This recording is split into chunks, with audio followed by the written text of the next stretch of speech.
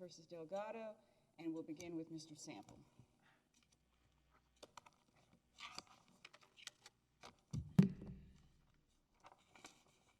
Good morning, Your Honors, and may it please the Court, Brandon Sample for Mr. Marco Delgado. There are two primary issues that I want to focus on this morning in my argument with the Court. First of all is with respect to the sufficiency of the evidence concerning counts 1 and 2 and the wire fraud charge in this case. We have asserted and we believe that the government did not put forth sufficient evidence to support the conviction on those counts. This is primarily because although the government introduced certain banking records that would purport to show transmission of the wires through the United States, the government did not give any evidence that explained what those documents actually meant. The government attempted to introduce that evidence through a custodian for Wells Fargo Bank, and the district court specifically disallowed the custodian from testifying as to the explanation of what those documents mean. The second issue is with respect to an objection that was made about testimony from an attorney by the name of Mace Miller, who was in-house counsel for the corporation FGG, and an objection was made that he should not be allowed to testify as an expert in the case. The underlying facts of the case partly involve But how do you get past the invited error argument on Miller? On the invited error argument, Your Honor, we think that there's actually a very fine distinction at work here, because there was a question by the prosecutor specifically. Is there a series of paragraphs on page 4, a recitation of what is in the Mexican Civil Code? That was the specific question. And then Mr. Miller had testified that, yes, we don't believe that the questions that came out on cross or that were elicited by Mr. Delgado's counsel would, in that circumstance, constitute invited error, because there weren't specific questions about Mexican law, or even in this instance, whether or not those provisions of the Mexican Federal Civil Code were in fact provisions of the Mexican Federal Civil Code. I recognize that that's kind of a fine distinction given the holistic nature of the testimony that was elicited from Mr. Miller, but that's our principal argument with respect to demonstrating that this is not invited error. We believe that further that once the objection was made, the district court specifically overruled the objection, saying that he can tell us what it means to him as a lawyer. Of course, we think that that is projecting to the jury a big difference than what the government has asserted, that he was there testifying purely as a fact witness, as in-house counsel for the corporation. And that when you combine that with the issue of Mexican law, the fact that Mr. Miller is not a Mexican attorney, doesn't have any capacity really to testify in that regard, that it was error for the district court to permit that line of questioning on redirect. Turning again back. What specifically was, I don't know, unique about the questioning? Because a lot of it seemed to be directed to the fact that whatever your power of attorney, you shouldn't be going around stealing the money from the fiduciary relationship other person. I think that it went to the authority of Mr. Delgado to be able to make these types of changes, as the court is certainly. But it's one thing to say I'm going to change from, I don't know, Bank of America to Chase Bank between the same company. It's quite another thing to say I'm going to change the $23 million and just put it in my pocket. What country allows that under a power of attorney? I'm not an attorney that knows anything about Mexican law, so I can't speak to what the provisions and whether or not this would have been authorized under Mexican law. What I understand the appearance of how that seems, but of course the issue was that Mr. Delgado did not trust the owner of FGG that this money was the money that he was entitled to for negotiating the contract and giving FGG the ability to even make a bid for the equipment and for the services, that he was trying to protect his interest in that process as well. Whether or not that is permitted under Mexican law is also part and parcel of the problem here, that we have a witness, U.S.-based lawyer that doesn't know, whether or not that is in fact permitted under Mexican law. But as I indicated, I certainly appreciate the appearance of how that seems, but even I don't know whether or not that would be permissible under Mexican law. Turning to the sufficiency of the evidence issue, we were not able to identify any cases on this specific type of situation where you have evidence that's admitted, but the context of the evidence is not sufficient by its face, and where there is no other testimony, no other evidence that's introduced that makes that requisite connection, in this instance to demonstrate that the transmission of this wire, the use of correspondent banks, what all that stuff means, that's just not apparent from the face of those documents. And I think that the district court got that right when that objection was made, but ultimately when there was the motion for judgment of acquittal, the district court seemed to have perhaps misunderstood its prior ruling or didn't recall it correctly. We believe that because there was not enough evidence, there was no evidence actually presented showing what the meaning of those documents meant, that the government did not present sufficient evidence on counts 1 and 2. Did the district court admit government's Exhibit 43 and 43A? Yes, yes, Your Honor. So what exactly is it on the face of those documents that's missing? It's the explanation for what those documents actually mean, and the government is attempted to essentially make the connection that you see X on the documents, that is itself, by itself, sufficient to demonstrate that there was a transmission in interstate and international commerce. But as the district court was noting when it sustained the objection, it seems like and I'm paraphrasing that, you're getting ready to explain what international banking means and what all this other kinds of stuff means, and I don't think it's fair to assume that the jury should just know that those documents mean what the government purports that they mean. Well, the documents reference a bank account in New York and a bank account in Turks and Caicos. That's on the face of the document. And it's sent on letterhead from El Paso, Texas. Take the El Paso, Texas and put that off to one side. Just focus on the 2 bank accounts. If you have 2 government exhibits, one of which says, please make this change to the contract. I'd like it to go from this New York account to this Turks and Caicos account or vice versa. And then the government shows $20 million transfer between those 2 accounts. I'm not sure I understand what else you would need to be able to infer foreign commerce. We believe that the government needed to have an expert there to testify just simply about the international banking system and just explain that this is what a correspondent bank is, this is how this happens when money is transmitted internationally. It would go from this bank, this would be the intermediary, and then it would get to there. But why isn't what Judge Oldham is pointing to some evidence of that? Now, if you had put on an expert who said, well, a document that says New York means nothing or something like that, then maybe the government would have needed to come in with more on that. But why can't you just look at the face of these documents and say that a New York bank was involved with an El Paso this and that and the Turks and Caicos and so on? Why isn't that enough?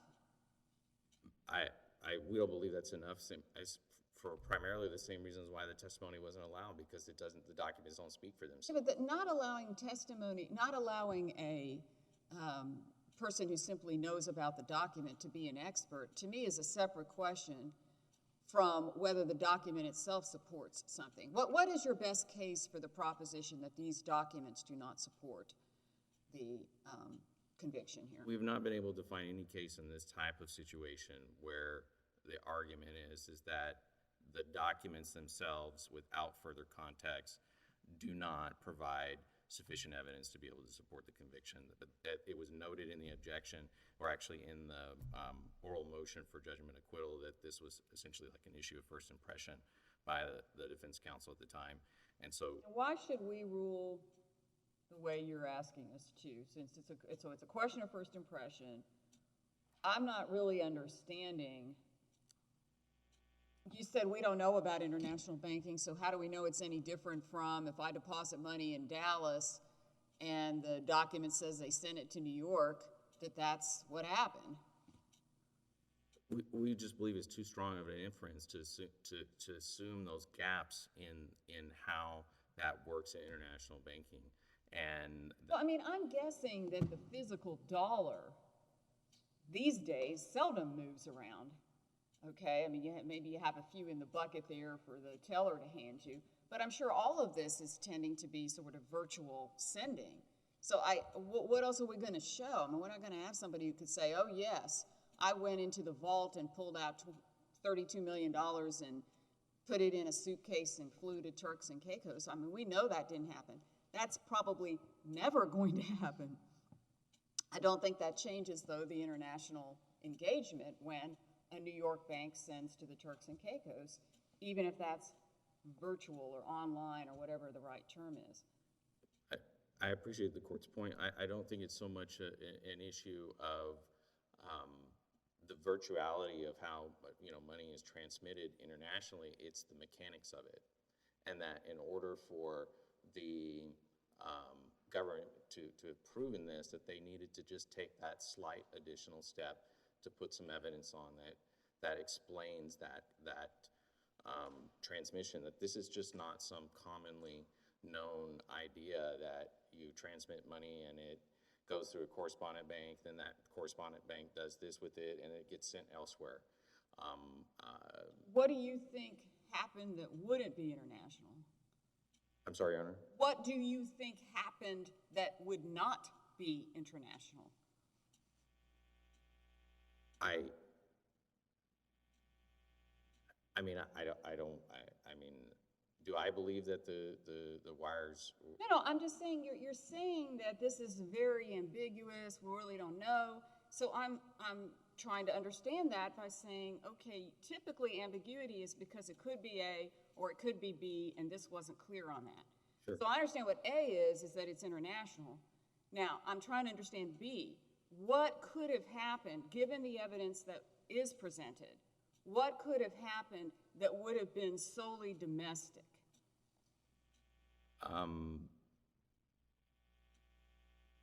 Or not international under the law that Mr. Delgado was convicted of? I think if you're looking at the face of the documents, all you see is just the name of a bank that's in the United States, and that's it.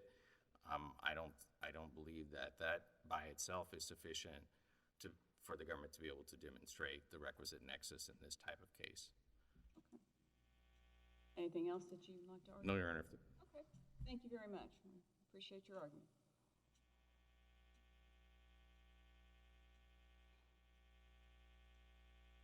All right. We'll hear from the United States. Yes, Your Honor. Mark Stelmach, representing the United States.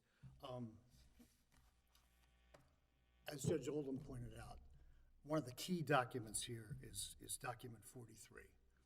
And this is not a detailed bank record.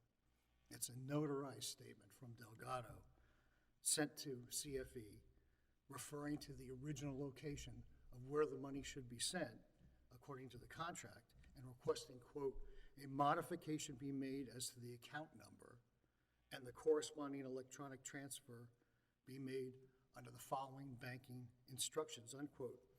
And then in the second paragraph, it's just set out, Delgado directs that the wire, quote, be sent via Wachovia Bank in New York for initial credit to the First Caribbean Bank in the Turks and Caicos Island, and further credit to the Skippings Rutley dollar account, which was controlled by Delgado. And this was sent on March 3rd, and the $20 million wire followed these directions on March 9th. And the other exhibits, the wire notifications, show that the ordering and sending institution was the Mexican National Bank of International Commerce. The sender's correspondent bank was Standard Chartered Bank, and an intermediate institution was Wachovia Bank of New York. And Further, the exhibits from the First Caribbean Bank records, the credit advices, describe the, quote, the sender's institution, unquote, is Wachovia Bank. And So how do you square up the district court's ruling about not testifying about how all this works with, but this is good enough, these exhibits are good enough? well, yeah,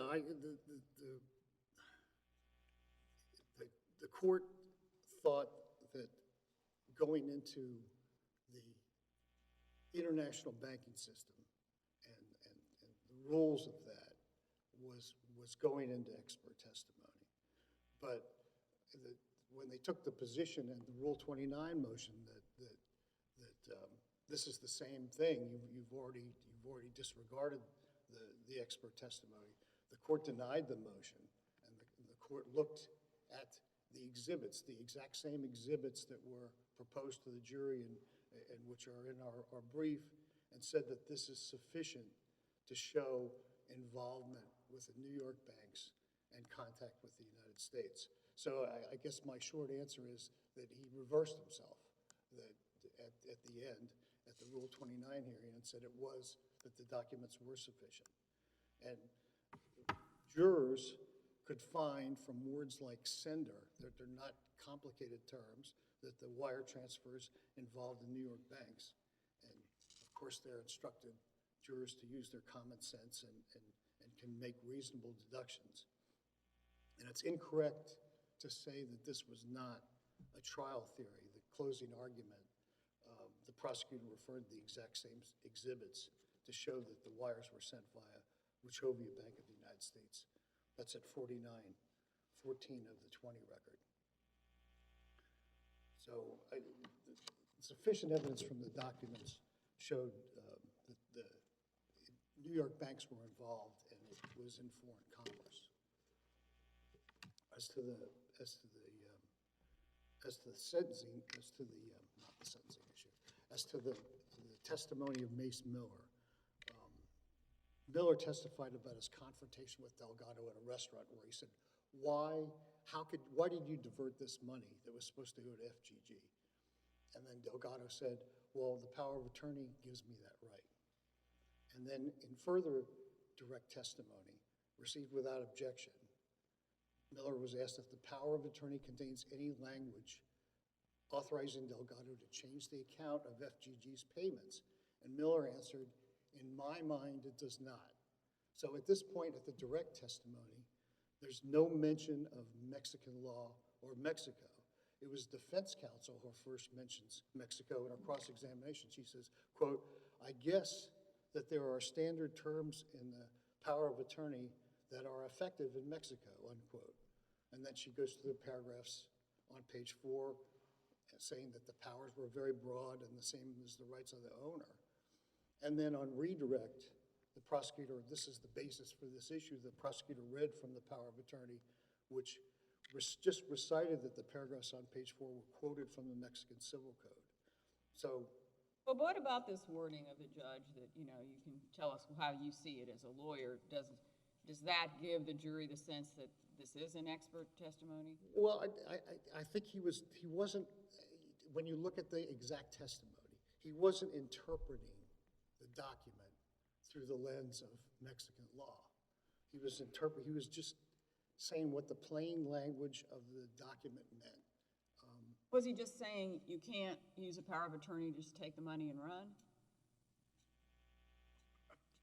Sure, yes. I mean, yes. wasn't that the essence of what he was saying? Exactly. He didn't say it that way, but. Yeah, there were no paragraphs. Kind of a very fundamental principle of law. I would think that it would be unlikely any country would say that's what a power of attorney is for you to take your fiduciary, the person to whom you have the fiduciary duties, money, and just keep it. Steal from your fiduciary, no. Not only that, also even if you just look at the terms there, one of the last terms is he's got the power of the owner, but then he has the power to defend the rights of the owner, to defend the rights of the owner. Stealing the owner's money is not defending the rights of the owner. I mean, if this had been a case where he had just created sort of a trust-like account so that the CEO wouldn't be stealing money himself, and so that he could pay things and whatever out of that that were relevant to the company, I don't think we'd be here, right? Y'all would probably not have prosecuted something where do he's that, then setting you- up a strange Do account. that, then you say something about it. He kept it secret. They had to, the only way they ever found out about the money going to the offshore account was when he eventually paid money to FGG, and then they could see that it was from the Skippings Rutley account. But he was using that account for himself. He was using that account for. That's the problem. It's not some real deep technical issue about you didn't word it quite right. Right. You know, you didn't put your initials on this one page. It's you kept the money, Right. and there was nothing that authorized Using- that. And there's, if the best exhibit on that is Government's Exhibit 2 showing all the disbursements from the account. And so if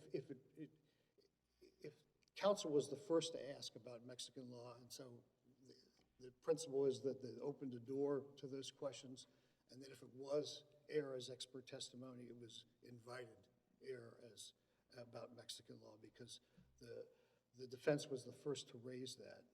And then as to harm, just as to the evidence of the competing views of the scope of the power of attorney was presented without objection. They were part of the facts of the case. The jury already knew that in-house counsel Miller thought that the power of attorney didn't authorize Delgado's action, and outside counsel Delgado adamantly thought he did. And this was just, it was set up there as a matter of fact. And then in closing argument, I want to make it clear, the government didn't refer to Miller's testimony, to Miller by name. And it was the same argument that the language, notwithstanding whatever the language came from, the language of the memorandum of understanding and the language of the power of attorney didn't give Delgado the power to change the account and then to use the money for himself. I think that's all I have, Your Honors. Okay. Good. Thank you very much.